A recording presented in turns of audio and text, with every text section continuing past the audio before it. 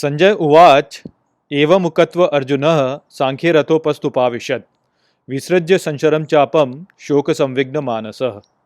Hello friends, this is the 47th shlok of the first chapter of Bhagavad Gita, and in today's video we will understand this shlok in detail. So let's first go over its meaning. So the shlok says Sanjay Uvach, which means Sanjay said. Evam Mukatva Arjuna, which means having said this, Arjun Sankhya Rathopastu Pavishat, which means sat on his chariot in the battle. Visrajya Sansaram Chapam, which means keeping aside his bow and arrow. Shoka Samvigna Manasaha, which means in a mournful and agitated mind. So in this shlok, basically the message is that Sanjay said, having said this, Arjun sat on his chariot, kept aside his bow and arrow, and his mind was agitated and mournful. Now, this is the last shlok of the first chapter of Bhagavad Gita, and basically in this shlok, Sanjay is summarizing what is happening in the battlefield to Dhritarashtra, and he is saying that Arjun has a very mournful and sad mind, and in that sad and mournful mind, he has sunk into the seat of his chariot and he has basically dropped his weapons and is saying that he is not ready to fight.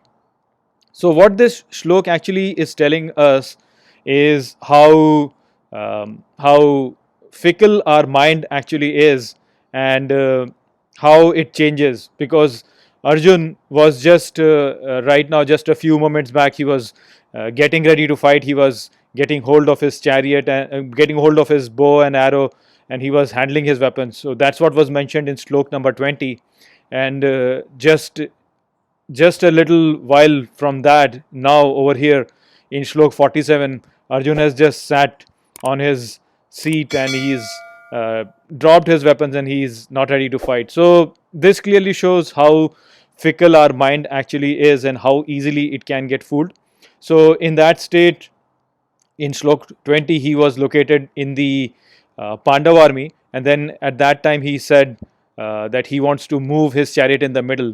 So there is a symbolic meaning over here also, that over there in that state of mind, when he was in the Pandav army, he was only looking at his own point of view, and then he decided to explore the other point of view also, and so he asked Shri Krishna to move his chariot in the middle. And now as he moved the chariot in the middle and he got the understanding of the point of view of Kaurav army also, his mind became agitated and basically he dropped his weapon. So our mind is very fickle, and when it looks at a certain thing from a different point of view, it can completely change its course and it might basically get confused. So that is the symbolic meaning that has been presented over here.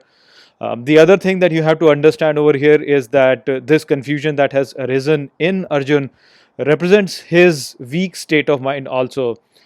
He does not have clarity in his mind, and that's why he got confused over here when he looked at the other point of view also.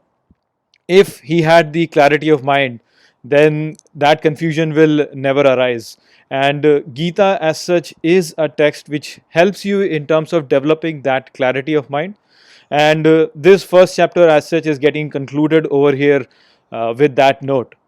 So it is getting concluded with Arjun getting completely confused, which represents mind which is not clear.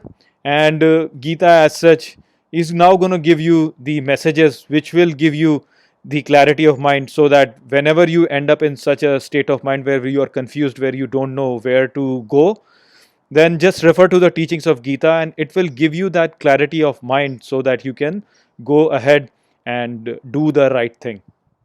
So that is the symbolic meaning of this last shlok of the first chapter of Bhagavad Gita. With that, I will close this video over here. I highly recommend you to watch tomorrow's video. In tomorrow's video, I will be summarizing the first chapter, and there is also a very important message that I have over there. So yeah, with that, I'll close this video. I'll see you all in the next video. Take care.